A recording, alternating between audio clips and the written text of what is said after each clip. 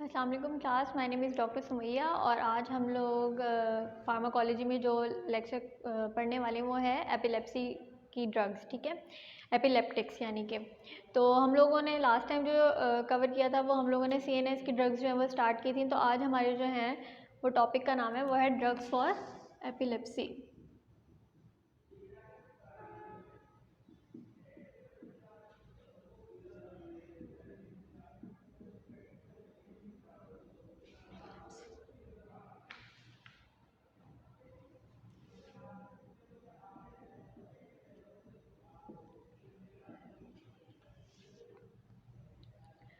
अब सबसे पहले आप लोगों को पता होना चाहिए कि एपिलेप्सी होती क्या है। ठीक है, एपिलेप्सी हमारे पास सेंट्रल नर्वस सिस्टम की एक कंडीशन है जिसके अंदर आपके जो ब्रेन के न्यूरॉन्स होते हैं वो जो उनके अंदर से सिग्नल गुजर रहा होता है, ट्रांसमिट हो रहा होता है, उसको किसी स्पेसिफिक एरिया की तरफ टारगेट करके उसकी प्रोडक्शन को इंक्रीज़ कर देते हैं। फॉर एग्जांपल, अगर आपका एक न्यूरॉन है वो आपके मसल की कॉन्ट्रैक्शन करवाने के लिए जो है वो इम्पल्सिस भेजता है, तो उस न्यूरॉन के अंदर इसकी इलेक्ट्रिकल कंडक्टिविटी जो है वो इतनी ज़्यादा हो जाएगी कि वहाँ पे जो है वो आपके इम्पल्सिस इतनी ज़्यादा प्रोड्यूस होना स्टार्ट हो जाएंगे कि वो मसल अननेसेसरीली कॉन्ट्रैक्शन करेगा और आपको जो है वो सीज़र का अटैक हो जाएगा। ठीक है, अब एपिलेप्सी जो है वो दुनिया में 4th नंबर पे हमारे पास सेंट्रल नर्वस सिस्टम की कंडीशन आ जाती है जो कि बहुत ज़्यादा कॉमन है। उसके अलावा जो पहले 3 है उनमें हमारे पास स्ट्रोक आ जाता है, अल्जाइमर डिजीज़ आ जाती है। ठीक है, और उसके अलावा जो हमारे पास डिजीज़ आ जाती है वो आ जाती है मिग्रेन। ठीक है, अब हमारे पास जो एपिलेप्सी है वो ऐसी कंडीशन है कि हमें कोई इसके लिए ख़ास हमें कॉज की अगर हम बात करें तो कोई ख़ास रीज़न नहीं पता। इसके अंदर हमें ये पता है कि सीजर्स होते हैं और सीजर मल्टीपल कॉजेज़ की वजह से हो सकते हैं। सीजर्स में क्या होता है कि आपके बॉडी जो है वो अपनी नॉर्मल फंक्शनिंग जो है वो छोड़ देती है और बिल्कुल अकड़ जाती है। ठीक है, और इसी वजह से सीजर की कंडीशन के अंदर जो है वो पेशेंट का माउथ जो है वो बिल्कुल मसल जो है वो फुली कॉन्ट्रैक्टेड हो जाते हैं ना, माउथ जो है वो बंद हो जाता है बिल्कुल, और खुदा ना खास्ता अगर इतनी ज़ोर से बंद हो जाता है कि उसको नॉर्मली खोलना बहुत मुश्किल हो जाता है, और खुदा ना खास्ता अगर एपिलेप्टिक सीज़र के अंदर अगर बंदे की ज़ुबान जो है वो दांतों के नीचे आ जाए तो वो भी कटने का ख़तरा होता है। मतलब इतना ज़्यादा जो है पावरफुल किस्म का जो एक्शन होता है वो सीज़र के अंदर आता है। तो इस वजह से हम लोग कोशिश करते हैं कि एपिलेप्सी जो है उसकी मेडिकेशन जो है पेशेंट को सीज़र का अटैक हो रहा है या नहीं हो रहा हम देते रहें, क्योंकि एपिलेप्टिक जो ड्रग्स होती हैं वो सीज़र को क्योर तो नहीं करती, मतलब एपिलेप्सी को क्योर नहीं कर सकती, और सिर्फ उसकी जो सीज़र की जो प्रोग्रेशन है ना उसको जो है वो कम कर सकती हैं। ना ही वो सीज़र के अटैक को प्रिवेंट कर सकती हैं, ना ही क्योर कर सकती हैं, सिर्फ प्रोग्रेस को जो है वो रोक सकती हैं कि ज़्यादा ना हो। ठीक है, तो अब हम लोग बात कर लेते हैं इटियोलॉजी की, यानी कि कॉज की, कि हमारे पास कॉज ऑफ सीज़र क्या है। कॉजेज़, तो हमारे पास इसमें जेनेटिक कॉज भी हो सकता है कि ड्यूरिंग डेवलपमेंट जो है वो ब्रेन के अंदर जो है कोई एबनॉर्मल डेवलपमेंट होगी है उसकी, और उस वजह से जो है वहाँ पे हमारे पास एपिलेप्सी की कंडीशन जो है वो डेवलप हो सकती है। तो उसके अंदर हमारे पास जेनेटिक स्ट्रक्चरल चेंजेस का मतलब है कि न्यूरॉन का एक प्रॉपर स्ट्रक्चर होता है, अगर उसके अंदर जो है वो चेंजेस आ जाए, न्यूरॉन का वो स्ट्रक्चर जो है प्रॉपरली ना बन पाए, या जिस तरह का होता है उससे ज़्यादा एडवांस किस्म का कुछ बन जाए जिसके अंदर जो है प्रोडक्शन ज़्यादा होना स्टार्ट हो जाए इम्पल्सिस की, तो उस वजह से चेंजेस की वजह से भी हमारे पास एपिलेप्सी की कंडीशन डेवलप हो सकती है। उसके अलावा मेटाबॉलिक चेंजेस कि आपने कोई ऐसी चीज़ खा ली है जिसकी वजह से आपका सेंट्रल नर्वस सिस्टम के इम्पल्सिस जो हैं उनके अंदर प्रोडक्शन जो है बहुत ज़्यादा इंक्रीज़ हो गई है और उस वजह से हमारे पास सीजर अटैक हो गया, या फिर हमें बहुत से चीज़ों से जो है जो हम खाते हैं उनमें से कोई हो सकता है किसी पेशेंट को एलर्जी हो जिसकी वजह से उसे एपिलेप्टिक सीजर डेवलप होने के चांसेस हो सकते हैं। ठीक है, उसके अलावा बहुत सी ऐसी सीजर्स भी होते हैं जिनकी कॉज जो है वो अननोन होती है,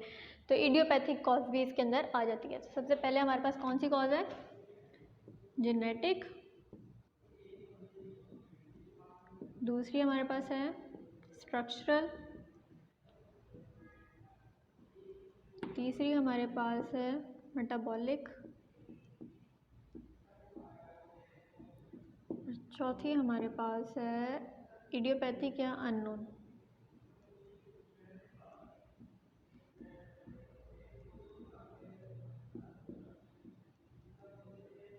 कहीं पे भी वर्ड इडियोपैथी आए या इडियोपैथिक आए तो इसका मतलब होता है कि अननोन कॉज। ठीक है, अब हम लोग बात कर लेते हैं कि होता क्या है। हमारे पास जो भी ब्रेन का एरिया होता है जिसे टारगेट किया जा रहा होता है उसको हम लोग कहते हैं प्राइमरी फोकस। ठीक है,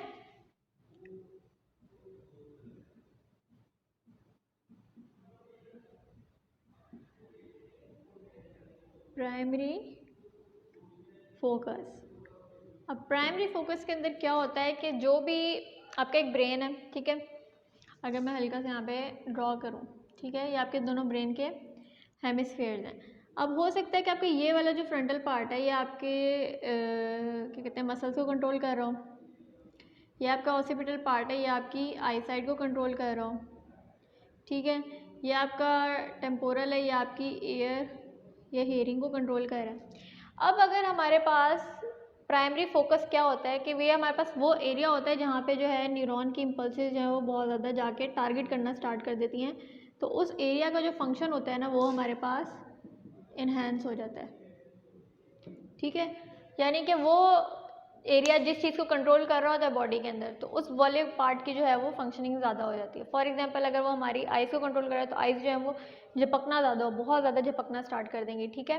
तो ये सारी चीज़ें जो है वो हमारे पास प्राइमरी फोकस को जो है वो बताती हैं कि प्राइमरी फोकस वो एरिया होता है जहाँ पे सारी इम्पल्सेस जो है वो टारगेट होना स्टार्ट हो जाती हैं कि उसी एरिया को जो है वो टारगेट करती रहेंगी और वो एरिया जो है वो स्टिमुलेट हो के जो अपनी फंक्शनिंग है उसको ज़्यादा करता रहेगा।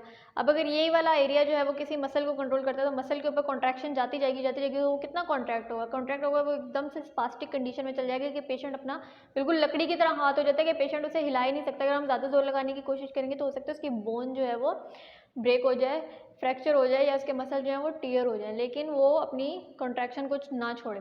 तो इसलिए हमें जब सीजर में पेशेंट चल जाता है तो कोशिश करनी चाहिए कि उसके हाथ पाँव अगर मुड़ गए तो उन्हें सीधा करने की कोशिश ना करें, क्योंकि अगर वो हम करने की कोशिश करेंगे तो हम हो सकता है उसे उल्टा नुकसान पहुंचा दें, ठीक है। अब हम लोग बात कर लेते हैं नेक्स्ट क्लासिफिकेशन की कि हमारे पास एपिलेप्सी की क्लासिफिकेशन कितनी है। क्लासिफिकेशन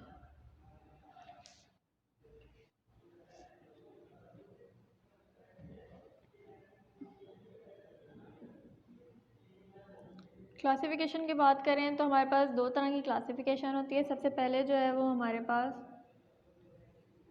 फोकल है और दूसरी हमारे पास जनरलाइज्ड,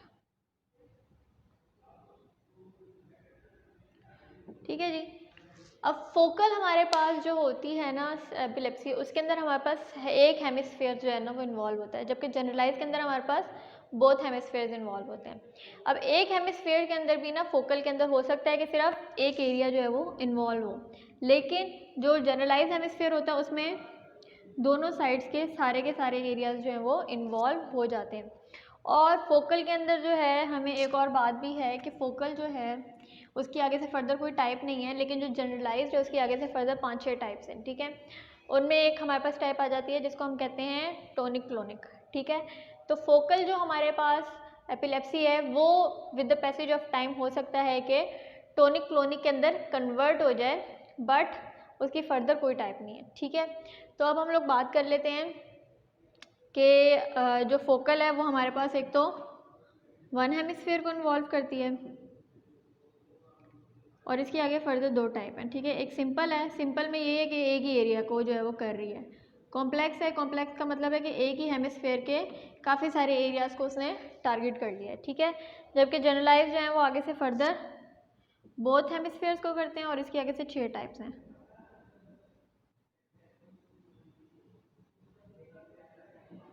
ठीक है।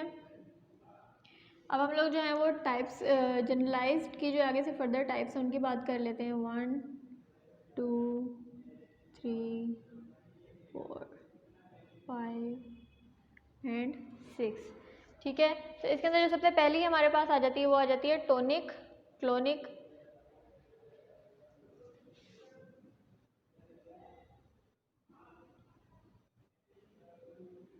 ठीक है। दूसरी हमारे पास आ जाती है एब्सेंस, फिर मायोक्लोनिक,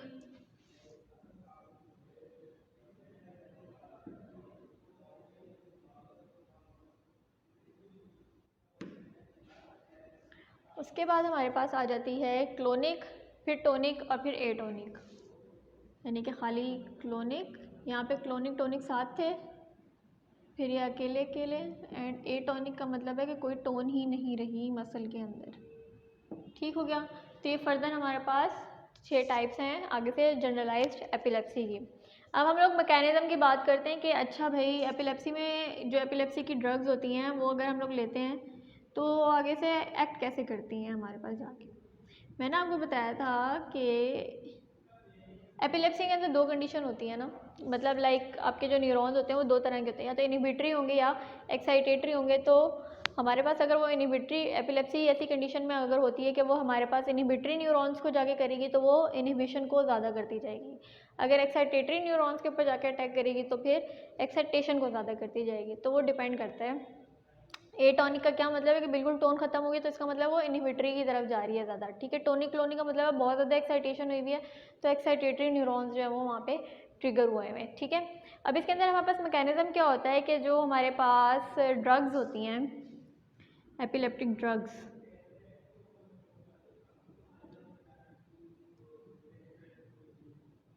ये हमारे पास जाके ब्लॉक कर देती हैं हमारे जो चैनल्स होते हैं वहाँ पे सोडियम और कैल्शियम, उनको जाके कर देती हैं ब्लॉक चैनल्स, या फिर गेट्स, कौन से वाले, सोडियम प्लस कैल्शियम, ठीक है। अब क्या होता है हमारे पास कि सोडियम और कैल्शियम के जो गेट्स हैं वो जब हमारे पास ब्लॉक कर देते हैं तो वो क्या करते हैं, इन्हेंस करते हैं फिर वो इनहिबिटरी हमारे पास जो गाबा होते हैं ना उनको, ठीक है, जो कि हमारे पास क्या है, gamma alpha amino butyric acids, ठीक है। तो ये क्या करेगा, ये जाके इन्हेंस करेगा गामा अमाइनो ब्यूटारिक एसिड, यानी कि गाबा रिसेप्टर्स को, ठीक हो गया। उसके बाद क्या होगा कि जब वो उसको जाके इन्हेंस कर देगा इनको, इनहिबिशन इनकी, यहाँ पे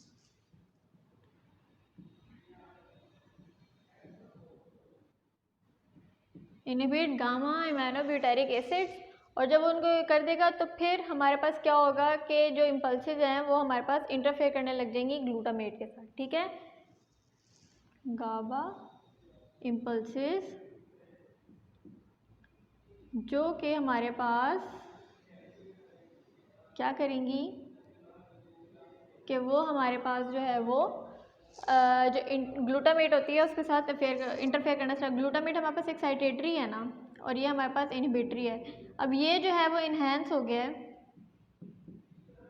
enhance inhibition of gamma amino butyric acid impulses, और वो हमारे पास क्या करेगा, इंटरफेयर करेगा ग्लूटामेट के साथ,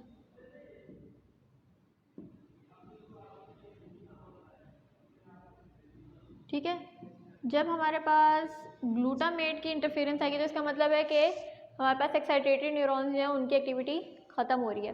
उसकी वजह से क्या होगा कि हमारे पास जो सीजर हैं वो क्या हो जाएंगे, सप्रेस हो जाएंगे, क्योंकि मैंने आपको बताया एक्साइटेशन ज़्यादा कर देते हैं ना, तो यहाँ पे हमारे पास क्या हो जाएगी, सप्रेशन ऑफ सीजर्स। इस तरह ये ड्रग्स जो है वो हमारे पास काम करती हैं। लेकिन यहाँ पे जो एक बहुत ही ज़्यादा मोस्ट इम्पॉर्टेंट बात आप लोगों ने देखनी कि ये हमारे पास जो ड्रग्स होती हैं ये हमारे पास प्रोग्रेस को रोकती हैं, ना ये क्योर करती हैं और ना ही ये प्रिवेंट करती है सीजर्स को। Don't cure and prevent seizure, उसके अटैक को थोड़ा बस नॉर्मलाइज कर देती हैं, ठीक है। तो ये बात जो है वो आपने याद रखनी है, ठीक हो गया। अब हम लोग बात कर लेते हैं इनके साइड इफ़ेक्ट की। हम लोगों ने बात कर ली कॉजेज़ क्या क्या होते हैं, हम लोगों ने बात कर ली क्लासिफिकेशन क्या होती है, मैकेनिज़्म क्या होता है। अब हम लोग बात कर लेते हैं कि इनकी साइड इफ़ेक्ट्स क्या आते हैं, ठीक है। तो साइड इफ़ेक्ट्स की बात करें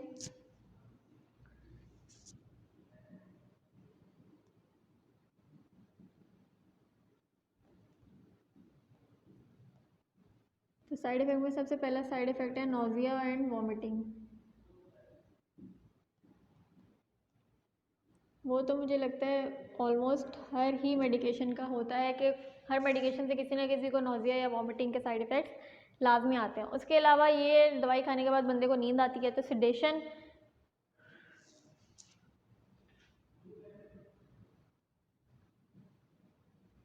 तीसरी है एटेक्सिया।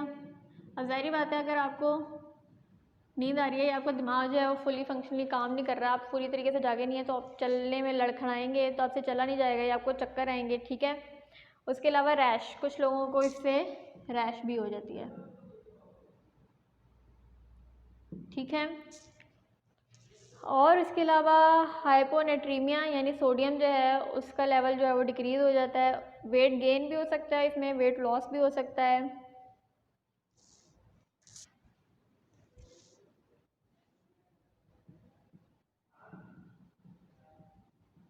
हाइपोनेट्रीमिया,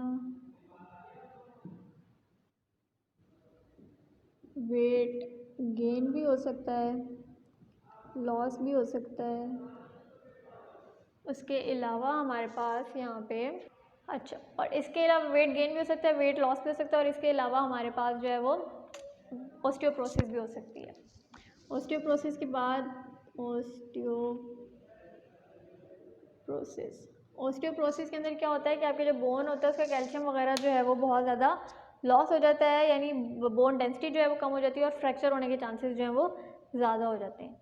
तो ये हमारे पास जो है वो ड्रग्स और एपिलेप्सी का टॉपिक जो है वो कंप्लीट हो गया है।